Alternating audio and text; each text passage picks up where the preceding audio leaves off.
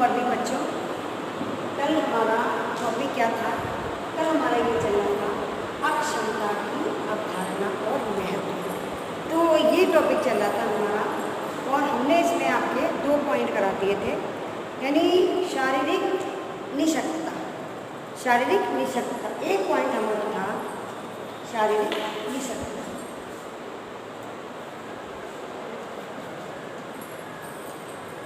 शारीरिक निशक्तता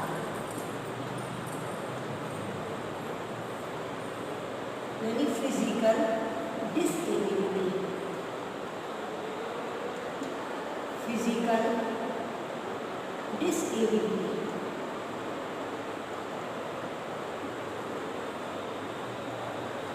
ये था हमारा पहला पॉइंट, शारीरिक निशक्तता यानी फिजिकल डिसेबिलिटी। और दूसरा पॉइंट था हमारा कल बाधिता। दूसरा पॉइंट हमारा कल था बाधिता यानी इम्पेयर्डनेस। इम्पेयर्डनेस ये हमारा था कल दूसरा पॉइंट। अब हमारा आज चलेगा विकलांगता, तीसरा पॉइंट। ये 2 पॉइंट को मैंने कल आपको समझाई दिए थे, समय हो गया था तो मैंने कहा अगर तीसरा पॉइंट हम आपको कल करा देंगे, इसलिए अब हमारा आज चलेगा तीसरा पॉइंट है विकलांगता।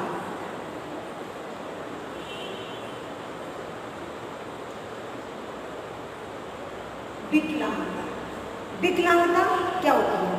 यानी हैंडीकैप। हैंडीकैप, हैंडीकैप हैंडीकैप होता है विकलांगता। अब आप बताइए ये विकलांगता क्या होती है? विकलांगता क्या होती है? विकलांगता से आप सभी परिचित होंगे, यानी इसका अध्ययन तो आप पहले भी कर चुके हैं। विकलांगता क्या होती है और इसका तात्पर्य क्या होता है? यानी विकलांग शारीरिक रूप से विकलांग बच्चों को विकलांग कहा जाता है। यानी जो शारीरिक रूप से विकलांग बच्चे हैं वो विकलांगता की श्रेणी में आते हैं। जैसे इसमें आते हैं अंधे, बहरे, गूंगे, लंगड़े, मानसिक मंद बालक, अस्थि अपंग बालक यानी अस्थि अपंग बालक, ये सभी मानसिक मंदता वाले बालक विकलांगता की श्रेणी में आते हैं। ये तो आपको पता ही है कि विकलांगता क्या होती है।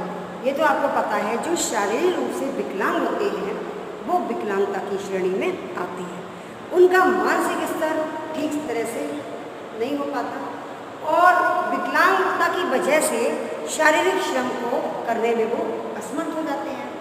तो वो जो होती है वो उनके विकास में ये बाधिकता बन जाती है। जो शारीरिक रूप से विकलांग बच्चे होते हैं वो पढ़ाई संबंधित या और भी अन्य गतिविधियों के प्रति उनका विकास असंभव हो जाता है। तो वो बच्चे हमारे आते हैं विकलांगता की श्रेणी में। अब जैसे हम दूसरे बच्चों से विकलांग बालकों से तात्पर्य किसी स्थायी शारीरिक दोषयुक्त बालकों से भी है। दूसरे शब्दों में हम कह सकते हैं कि विकलांगता से तात्पर्य है कि दोषयुक्त बालकों से भी है। विकलांगता का मतलब दोषयुक्त, शारीरिक दोषयुक्त बालकों से भी है। यानी स्थायी दोष। स्थायी दोष क्या होता है? उसे जैसे यदि किसी का हाथ टूट जाता है या किसी का पैर की हड्डी टूट जाती है तो वो तो सही हो जाता है, हड्डी जुड़ जाती है, ठीक हो जाता है, प्लास्टर होता है वो ठीक हो जाता है। लेकिन यदि किसी हादसे में, किसी दुर्घटना में उसका यदि पैर कट जाता है, किसी कारणवश उसका पैर कट जाता है तो वो किस में आ जाता है? स्थायी दोषयुक्त में आ जाता है। क्योंकि पैर को जब कट गया तो हम दोबारा तो नहीं जोड़ सकते, तो वो तो आ गया उसका स्थायी दोषयुक्त। ये उसका हो गया स्थायी दोषयुक्त। और अस्थायी होता है जो जब कभी किसी की पैर की हड्डी टूट जाती है या हाथ की हड्डी टूट जाती है तो वो तो जुड़ जाती है, उससे वो ठीक हो जाता है। तो ये हो गया अस्थायी दोष। और स्थायी दोष हो जाता है जैसे किसी का पैर कट गया तो वो हो गया उसका स्थायी दोष। तो ये जो सब आते हैं विकलांगता की श्रेणी में, यानी शारीरिक दोष के कारण बच्चे सामान्य बालकों की प्रक्रिया में भाग नहीं ले पाते। इसकी वो लोग सामाजिक प्रक्रिया में भाग नहीं ले पाते, अर्थात वो उनसे वंचित हो जाते हैं, वो उनसे वंचित हो जाते हैं। इसलिए ये हमारी असमर्थता का कारण है। तो ये जब इसका वंचित हो जाते हैं तो उनमें हीन भावना का भाव विकसित होने लगता है, तो उनमें हीन भावना का भाव विकसित होने लगता है, यानी वो समाज में अपने आप को हीन मानने लगते हैं कि हम कुछ नहीं कर सकते, तो उनमें हीन भावना अपने आप ही आ जाती है। और फिर उसके बाद में जब ये प्रॉब्लम उनके साथ में हो जाती है तो दैनिक कार्यों के प्रति भी वो ठीक प्रकार से गतिविधि नहीं कर सकते, यानी दैनिक कार्यों को करने की गतिविधि भी उनकी कम हो जाती है। एक सामान्य बच्चा अपना काम अच्छी तरह से कर सकता है, लेकिन जो विकलांग बालक होता है और फिर उसको कोई प्रॉब्लम हो जाती है तो वो ठीक से अपना काम नहीं कर सकता, तो वो इसी की श्रेणी में आता है। और विकलांग बालक दो प्रकार से होते हैं। अब विकलांगता की श्रेणी में दो प्रकार के बालक आते हैं। एक तो होता है शारीरिक रूप से विकलांग बालक, दूसरा होता है मानसिक रूप से विकलांग बालक। एक तो शारीरिक रूप से विकलांग बालक और दूसरा हो जाता है हमारा मानसिक रूप से विकलांग बालक। अब शारीरिक विकलांग बालक, तो शारीरिक विकलांग बालक कैसे होता है, इसको तो ये वंशात्मक मतलब दोष होते हैं इसके, तो ये जो होते हैं वो विकासात्मक कारण होते हैं इसके। उनके पीछे जो किसी प्रकार के सामान्य नहीं होते, उनके पीछे विकासगत कारण होते हैं। जो बच्चे, जो विकलांग बालक सामान्य बालकों की श्रेणी में नहीं आ सकते, तो उनके लिए उनके एक विकासगत कारण होते हैं। वो कैसे? एक तो होता है हमारा वंशानुगत, दूसरा होता है हमारा वातावरण। यानी वंशानुगत में कैसे क्या होता है, इसका मतलब है जैसे वंशानुगत तो जो वंश से यानी पीढ़ी दर पीढ़ी चलता है। जैसे किसी के दादा को यदि हृदय रोग है, जैसे हृदय रोग संबंधी रोग है, जैसे उसको हार्ट अटैक की प्रॉब्लम है, तो हो सकता है कि उसके घर में उसके बेटे को या नाती को इस तरह से भी प्रॉब्लम हो सकती है। जैसे किसी को पीढ़ी दर पीढ़ी जो रोग चलता है, दादा है, परदादा है, उनको यदि किसी को सांस का रोग है तो पीढ़ी दर पीढ़ी ये रोग उनके नाती पोतों को भी हो सकता है, या उनके बेटे को है या नाती पोतों को हो जाता है, तो इसको कहते हैं हम वंशानुगत। तो ये जो विकलांगता होती है वो दो तरह से हो जाती है, एक तो वंशानुगत और दूसरा वातावरण के अनुरूप। जैसे वातावरण में तो हम ये कह सकते हैं कि यदि किसी दुर्घटना, इसमें तो दुर्घटना आ जाएगी। वातावरण का दोष तो ये होता है कि यदि किसी की दुर्घटना हो गई और दुर्घटना के कारण उसका हाथ या पैर कट गया या उसकी हड्डी वगैरह टूट गई, जो भी प्रॉब्लम हो गई, यानी वातावरण की अकॉर्डिंग, तो उसको हम कहते हैं वातावरण संबंधी दोष। तो ये जो होते हैं उसमें वातावरण और वंशानुगत दो प्रकार से उसमें कहा जा सकता है। अब हम आपको ये बता रहे हैं कि और ये जो है अन्य कारण को प्रभावित करते हैं। कई विद्वानों ने विकलांगता को अनेक प्रकार से परिभाषित किया है। कई विद्वानों ने इसको विकलांगता की परिभाषा को कई प्रकार से परिभाषित किया है। अब जैसे मैं आपको बता रही हूँ, इसकी परिभाषा लिखिए आप, परिभाषा लिखिए विकलांगता की परिभाषा यानी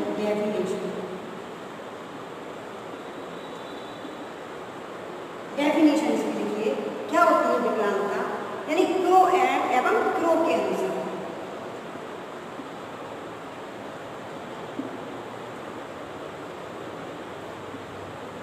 क्रो के अनुसार ये क्या आती है? क्रो एवं क्रो के अनुसार वह बालक जिसका शारीरिक दोष, यानी वह बालक जिसका शारीरिक दोष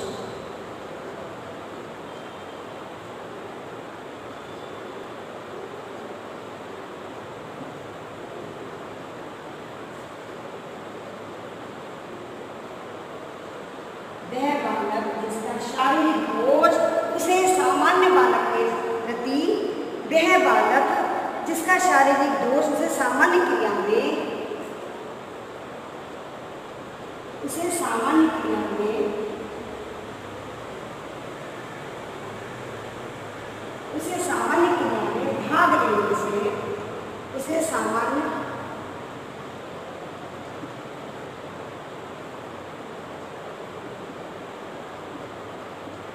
भाग लेने से रोकता है, भाग लेने से रोकता है अथवा सीमित करता है। यानी वह बालक जो जिसका शारीरिक दोष उसे सामान्य क्रिया में भाग लेने से रोकता है अथवा सीमित करता है, अथवा सीमित करता है, विकलांग कहलाता है, अथवा सीमित करता है, विकलांग कहलाता है।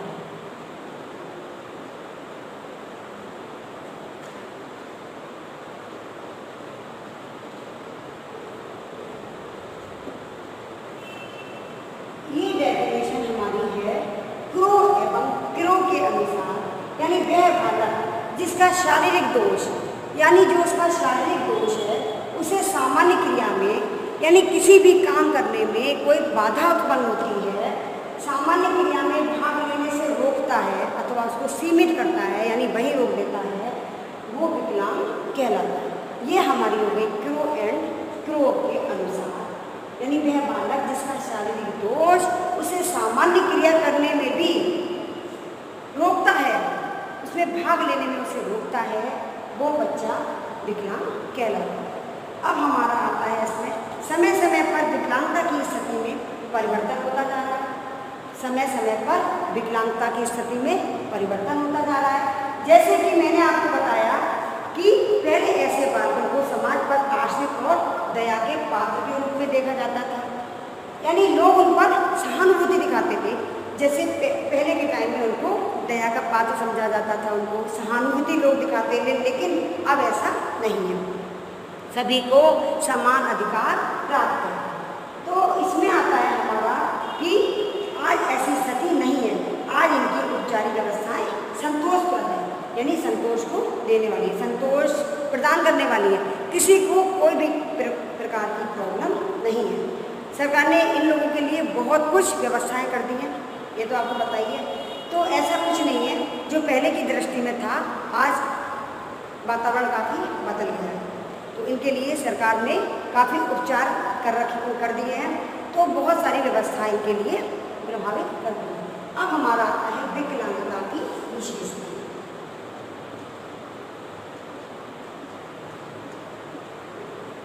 विकलांगता की विशेषता, ये तो हमारे हो गए विकलांगता। विकलांगता की विशेषताओं में आता है हमारा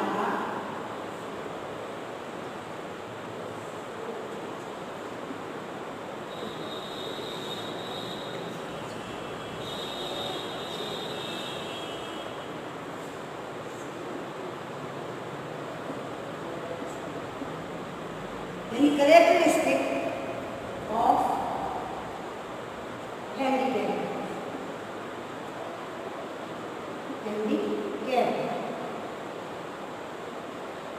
अब ये आपने हमारी विशेषता है,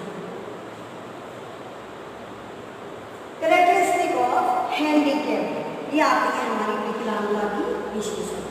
अब इसकी विशेषताओं में क्या है, पहला पॉइंट हमारा है, जैसे विकलांग बच्चों की भी कई विशेषताएं होती हैं। जैसे मैं आपको बताऊं कि निर्बल अक्षम तथा निर्बलता, जैसे इसमें आ जाती है, पहला है हमारा अक्षम तथा निर्बल।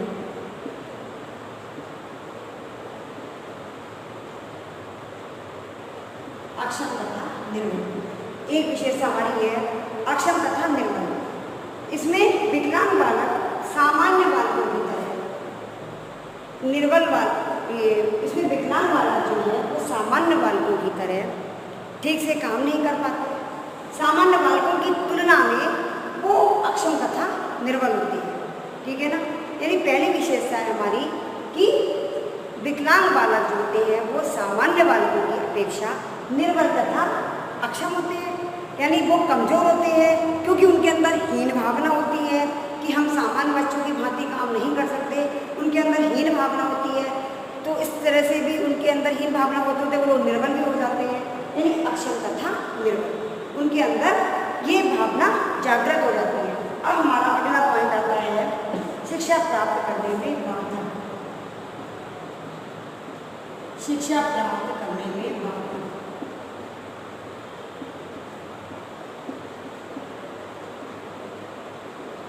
विकलांगता जो होती है, नंबर 2, शिक्षा प्राप्त करने में बाधक। विकलांगता जो होती है, विकलांगता का दोष बच्चों को, यानी विकलांगता का जो दोष होता है उनके अंदर, वो विद्यार्थी को शिक्षा प्राप्त करने में बाधक बन जाता है। विकलांगता का दोष जो होता है वो बच्चे में बाधक बन जाता है। विकलांगता के कारण, यानी विकलांगता का दोष शिक्षा प्राप्त करने में वो बाधक बन जाता है उसके सामने, इसलिए वो शिक्षा ग्रहण ठीक से नहीं कर सकता। अब उसके बाद हमारा अगला पॉइंट आता है मानसिक योग्यता एवं बुद्धिमत्ता।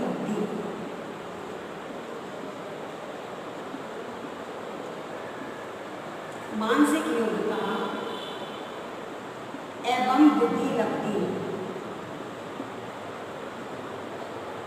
एवं बुद्धिमत्ता।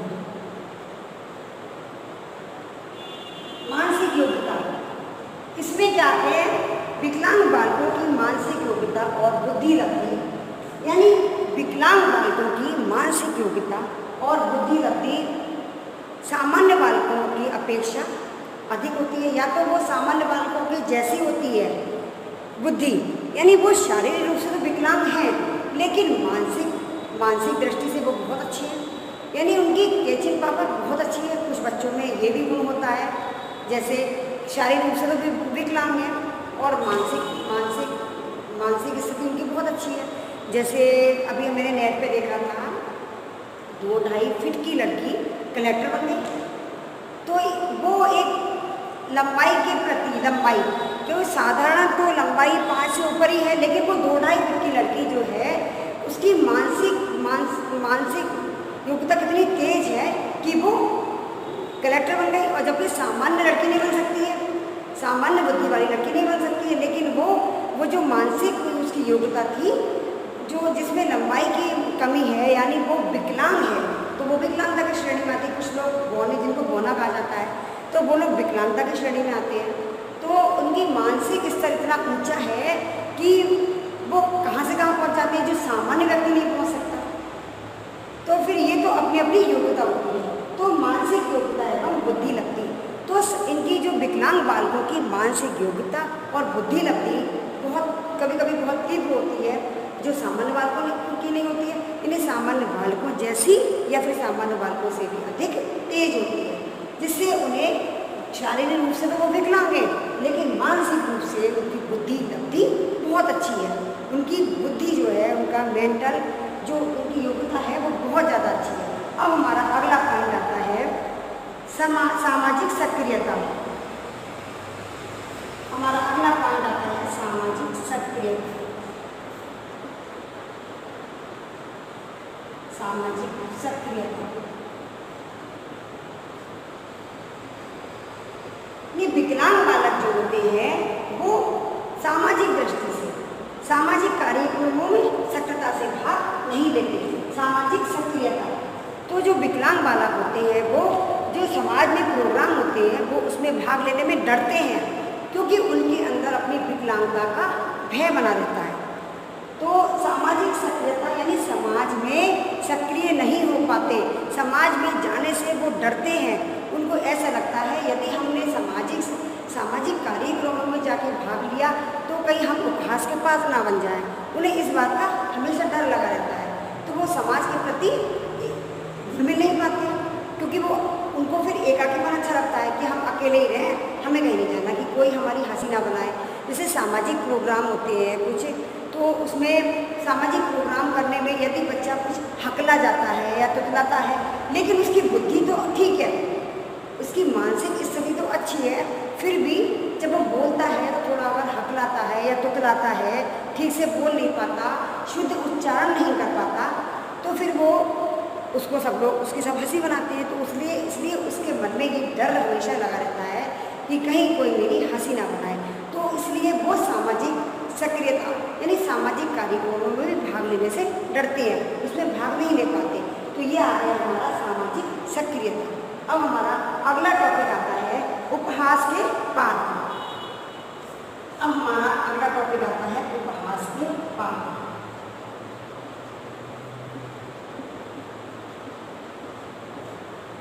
ये आपने देखा है सामाजिक दृष्टि से, ये देखा गया है कि विकलांग बालक जो होते हैं वो फलतः सामाजिक दृष्टि से भी भली भांति समायोजन नहीं कर पाते, किसी भी कार्य में वो ठीक प्रकार से समायोजन नहीं कर पाते। जो भी सांस्कृतिक प्रोग्राम होता है तो वो उसमें पार्टिसिपेट करने में डरते हैं, क्योंकि उनको ऐसा लगता है कि हमारी कहीं कोई हंसी ना बनाए। तो उनके अंदर अपनी शारीरिक अपंगता के कारण तो वो अन्य व्यक्तियों द्वारा उपहास के पात्र बन जाते हैं। यानी समाज में जब वो जाते हैं तो समाज के जो अन्य व्यक्तियों द्वारा या अन्य लोगों के द्वारा वो हंसी का पात्र ना बन जाए। उन्हें ये चिंता हर समय सताए रहती है कि कहीं में हमारी कोई हंसी ना बनाए। अब मैं हीन भावना का ग्रस्त होना, हीन भावना से ग्रस्त। अब हमारा छठा पॉइंट आता है हीन भावना से ग्रस्त।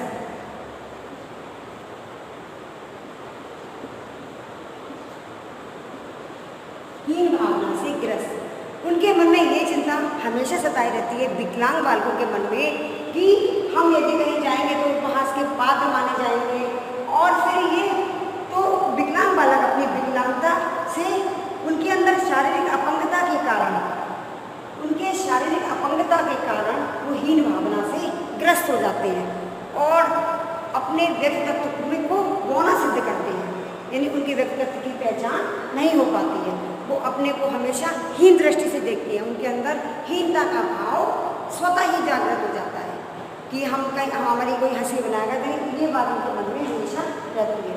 तो वो हमेशा हीन भावना से अपनी विकलांगता के कारण हीन भावना का भाव उनके मन में हमेशा बना रहता है।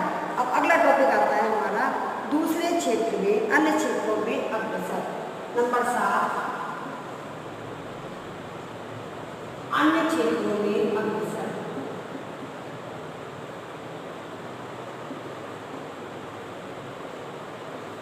अन्य क्षेत्रों में अग्रसर, ये बात देखी गई है कि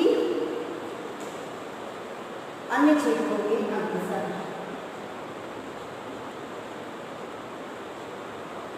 ये जो विकलांग बालक होते हैं वो उनके अंदर एक विशेषता ये देखी गई है, अपनी विकलांगता की कमी को वो अन्य क्षेत्रों में बढ़ा लेते हैं। इनके अंदर ये बात बहुत अच्छी देखी गई है कि वो अपनी इस कमी को पूरा कर लेते हैं, यानी अन्य क्षेत्रों में। वो कैसे हैं? तो वो विकलांग, लेकिन उनके अंदर कुछ ना कुछ ऐसी प्रवीणता होती है, यानी कार्य करने की क्षमता है, संगीत में रुचि है, वाद विवाद प्रतियोगिता में बहुत अच्छा बोल लेते हैं। वैसे तो वो शारीरिक रूप से अपंग है, तो विकलांग बालक अपने विकलांगता की कमी किसी न किसी दूसरे क्षेत्र में पूर्ण कर लेते हैं। जैसे किसी कलात्मक कार्य में प्रवीणता, संगीत में रुचि, वाद विवाद या अध्ययन में बहुत आगे होना, या अध्ययन में जैसे वैसे तो वो शारीरिक रूप से तो विकलांग हैं, लेकिन अध्ययन में बहुत ज़्यादा इंटेलिजेंट है, सामान्य बच्चों से भी ज़्यादा इंटेलिजेंट है, क्योंकि उनकी कैचिंग पावर बहुत अच्छी है, जो सामान्य बच्चे की नहीं होती। जो एक विकलांग वाला होता है, जैसे वो पैर से थोड़ा लंगड़ा के चलता है थोड़ा, और कुछ कभी कभी तो कुछ बच्चों में इतना आंशिक रूप से विकलांगता होती है कि जो पता भी नहीं चलती है। लेकिन यदि उनसे हम दौड़ने के लिए कहते तो वो दौड़ नहीं सकते, तो उनके अंदर ये बात लगेगी, अगर हम चल तो रहे हैं वो ठीक से, बड़ा सामान जो पता नहीं चल पा रहा है, चल तो रहे हैं वो ठीक से, जो पता नहीं चला। लेकिन अगर हम उनसे दौड़ने के लिए कहते तो उनको ये लगेगा, अगर हम दौड़ेंगे तो सबको पता चल जाएगा कि हमारा पैर खराब है। तो इसलिए वो थोड़ा शर्म महसूस करते हैं, इसलिए वो थोड़ी शर्म उनको आती है कि हम दौड़ेंगे नहीं, तो वो इसलिए अपना जैसे स्कूलों में या विद्यालयों में कोई प्रोग्राम होते हैं तो इस तरह के बच्चे जो होते हैं वो अपना नाम लिखाने में जैसे नाम लिखवाए जाते हैं, भाई जिसको जिस प्रतियोगिता में भाग लेना है अपना अपना नाम बता दो, नाम दे दो।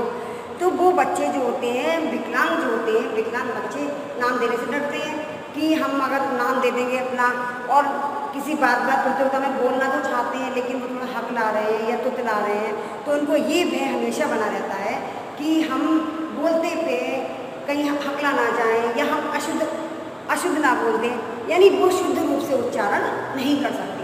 तो ये बात का उनके, तो वो इस कमियों को, अपनी इन कमियों को अन्य क्षेत्रों में अग्रसर, यानी अन्य हमारा पॉइंट है अन्य क्षेत्रों में अग्रसर, तो अपनी इन कमियों को अन्य क्षेत्रों में पूरी कर लेते हैं। जैसे मैंने आपको बताया कि संगीत में रुचि, अब जैसे मैं आपको बता रही हूँ, कोई व्यक्ति यदि आँखों से अंधा है, यानी दोनों आँखें ब्लाइंड है ना, ब्लाइंड है, उसे दोनों आँखों से दिखाई नहीं देता है, लेकिन गाने में उसकी रुचि बहुत अच्छी है, यानी इतना अच्छा गा रहा है कि उसके प्रोग्राम रेडियो और टीवी पे आ रहे हैं, तो अब उसने अपनी अन्य क्षेत्र में रुचि जाकर करनी नहीं करनी। वैसे तो वो अंधा है, वो देख नहीं सकता, लेकिन उसकी संगीत में इतनी रुचि है कि उसने अपना मतलब अपने गायन की वजह से उसने उसका नाम सब जगह हो गया, क्योंकि एक तो ये भी उसके अंदर एक बहुत बड़ी कला है, तो उसने अपनी कला का प्रदर्शन किया।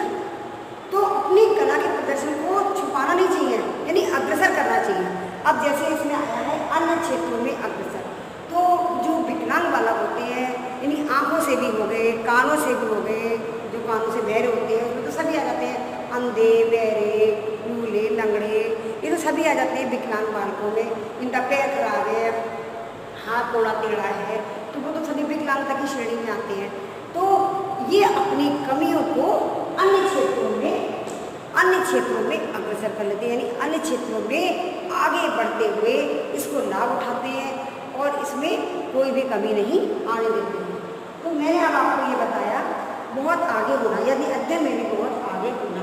अब आता है हमारा विकलांगता की पहचान क्या है। हमारी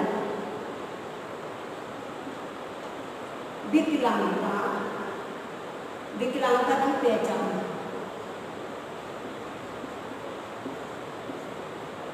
विकलांगता की पहचान क्या है?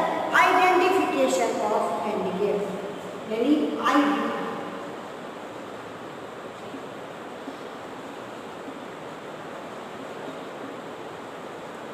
Of handicap.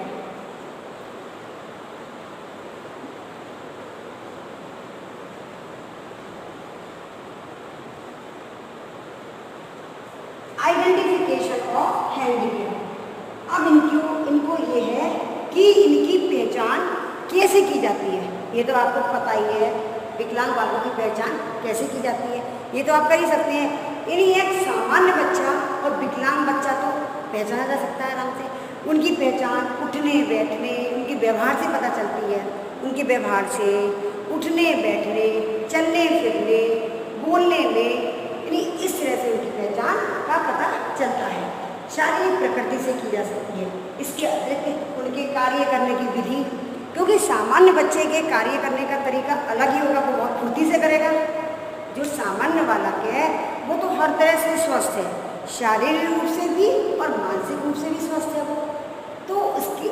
लेकिन विकलांग बच्चों की पहचान इससे, क्योंकि वो ठीक प्रकार से कार्य नहीं कर सकते, वो अक्षम होते हैं और धीरे धीरे करेंगे, यानी किसी भी प्रकार से। इस कारण तो विकलांग बालकों की पहचान हम कैसे कर सकते हैं कि उनके व्यवहार से, क्योंकि उनके अंदर थोड़ी हीन भावना होगी, तो ये पता चल जाएगा कि ये इतना क्यों शर्मा रहा है, यानी क्यों इतना झेप रहा है।